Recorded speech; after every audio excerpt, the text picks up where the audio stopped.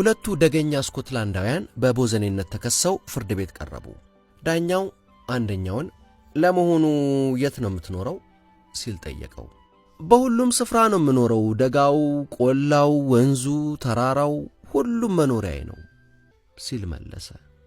አንተስ የሚል ጥያቄ ለሌላውም ተሰነዘረ። ጎረቤቱ ነኝ። መምህር ሰዎች በሚናገረው ቢሰላቹም ንግግሩን የማያቋርጠው ማን ነው?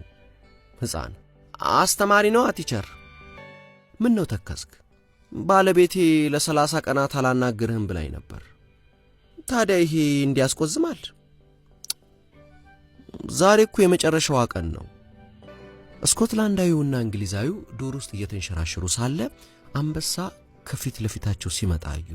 ይሄኔ ስኮትላንዳዊ ያደረገውን ትልቅ የቦት ጫማ በፍጥነት አውልቆ ቀለል ያለ ሸራ ጫማ ማጥለቅ ጀመረ። ይሄ ምን ይጠቅምሃል ወዳጄ? አለ እንግሊዛዊው በመገረም። መቼስ አንበሳ ሮጠ ማምለጥ አትችልም። ልክ ነህ፣ እሱንማ አልቀድመውም አለ ስኮትላንዳዊው። አንተን ግን እቀድመሃለሁ።